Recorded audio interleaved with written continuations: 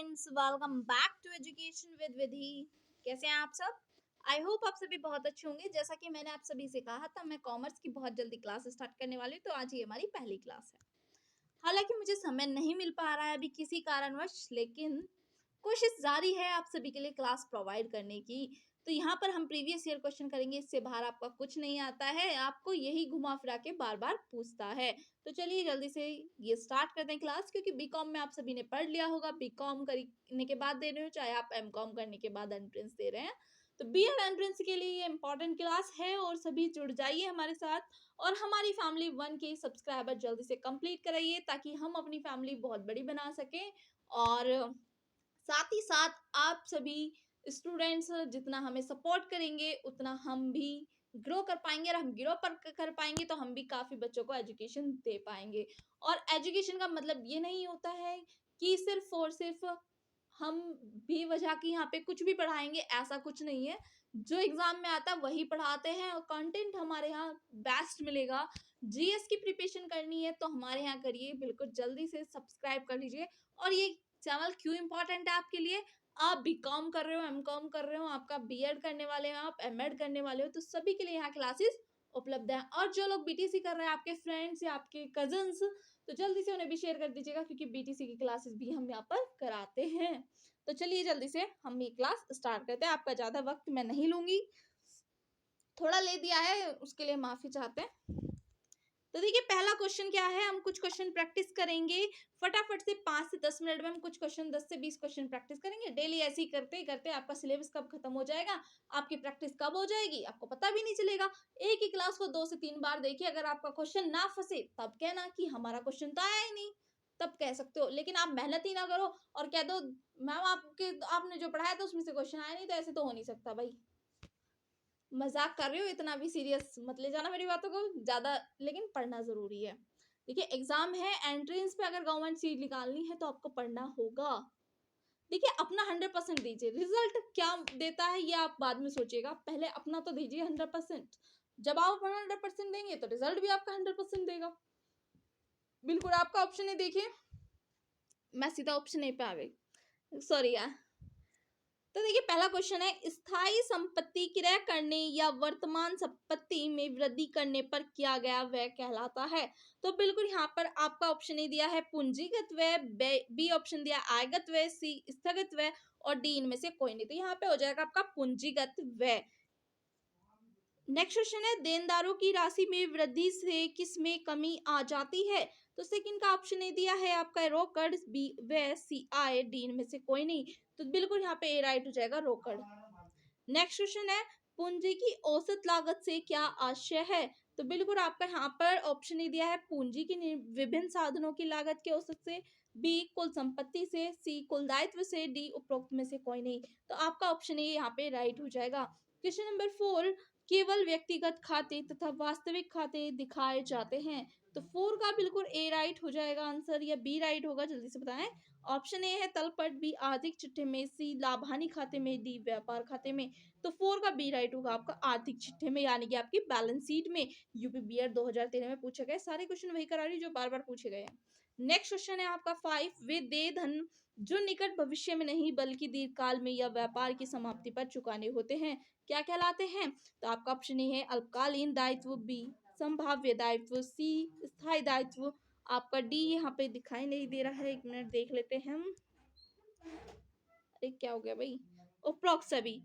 तो बिल्कुल देखिए यहाँ पे 5 का क्या होगा आपका राइट आंसर, आपका सी ऑप्शन स्थायी दायित्व। नेक्स्ट क्वेश्चन पर आते हैं, चालू संपत्तियों में शामिल नहीं किया जाता। तो आपका ऑप्शन ए है रोकड़, बी व्यापारिक रहतिया, सी फर्नीचर, डी अग्रिम भुगतान। तो बिल्कुल सी राइट हो जाएगा, फर्नीचर। क्वेश्चन नंबर 7, कच्चे माल का मूल्यांकन किया जाएगा। तो बिल्कुल देखिए आपका ऑप्शन ए दिया है बाजार मूल्य पर, बी है प्राप्य मूल्य पर, सी लागत मूल्य पर, डी लागत व बाजार मूल्य में जो कम हो।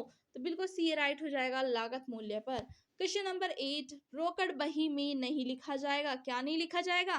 क्रय वापसी, कमीशन प्राप्ति, नगद विक्रय, या आपका व्यापार में लगाई पूंजी। तो आप सभी बता सकते हैं, कैश रिकॉर्ड में क्या नहीं लिखेंगे आप, कैश बुक में क्या नहीं लिखेंगे? 8 का बिल्कुल आंसर राइट हो जाएगा, किराया वापसी नहीं लिखेंगे। क्वेश्चन नंबर 9, कौन सी मद कोश का स्रोत नहीं है? क्यों नहीं लिखते हैं हम रोकड़ बही में कैश, ओ सॉरी परचेसिंग वापसी अपनी परचेसिंग रिटर्न, क्यों नहीं लिखते हैं? क्योंकि पैसा तो हम उसका दे चुके हैं ना, वो सॉरी पैसा तो हमें उसका मिल चुका है, वापसी हुई है, उसमें पैसा तो नहीं मिल रहा है ना, हमें वस्तु ही तो मिल रही है वो वापस। नेक्स्ट क्वेश्चन है, कौन सी मद कोश का स्रोत नहीं है? तो बिल्कुल आपका ऑप्शन ए दिया है खरीदी गई मशीनरी, बी है आपका वर्ष में बेची गई संपत्ति, सी है समतांशों का निर्गमन और डी है आपका बैंक से लिया गया ऋण। तो 9 का ए राइट हो जाएगा खरीदी गई मशीनरी। नेक्स्ट क्वेश्चन पर आ जाते हैं, क्वेश्चन नंबर 10, प्राप्ति भुगतान खाते का डेबिट पक्ष प्रकट करता है? तो बिल्कुल आपका करता है प्राप्तियां, रिसिप्ट्स। क्वेश्चन नंबर 11, स्थायी पूंजी को निम्न में से किसके लिए प्रयुक्त किया जाता है? तो आपका बिल्कुल यहाँ राइट हो जाएगा सी आंसर, भूमि और भवन के लिए। नेक्स्ट है, संचय को दिखाया जाता है? तो संचय को आपका कहाँ दिखाया जाता है? बिल्कुल चिट्ठे के दायित्व पक्ष में, यानी कि बैलेंस शीट की लाइबिलिटीज में। नेक्स्ट क्वेश्चन है, स्वामियों के स्वत्व में कमी होती है? तो बिल्कुल आपका ऑप्शन ही दिया है भवन को खरीदने से, बी बोनस अंशों के निर्गमन से, सी पूर्वाधिकारी अंशों के विमोचन से, डी आपका ऋण पत्रों के विमोचन से। तो 13 का यहाँ पे राइट हो जाएगा आपका सी ऑप्शन, पूर्वाधिकारी अंशों के विमोचन से। क्वेश्चन नंबर 14, खुदरा रोकड़ बही में शेष है? तो 14 में क्या शेष है आपका? एक संपत्ति, ऑप्शन ए यहाँ पे राइट हो जाएगा। क्वेश्चन नंबर 15, अपूर्ण ठेके पर हानि को अंतरित किया जाता है? तो देखिए बिल्कुल 15 का आपका ऑप्शन ए राइट हो जाएगा, लाभ हानि खाते को। क्वेश्चन नंबर 16, पंजीयन आवश्यक नहीं है? तो पंजीयन आवश्यक नहीं है 16 का ऑप्शन ए दिया है कंपनी की दशा में, बी सहकारी संगठन की दशा में, सी सहकारी समिति की दशा में, डी संयुक्त हिंदू परिवार के व्यवसाय की दशा में। तो बिल्कुल आपका यहाँ पे 16 का क्या राइट हो जाएगा? डी ऑप्शन, संयुक्त हिंदू परिवार के व्यवसाय की दशा में। क्वेश्चन नंबर 17, दीप प्रविष्टि प्रणाली का आरंभ हुआ था? तो देखिए 17 में बिल्कुल डी आपका राइट हो जाएगा, इटली में।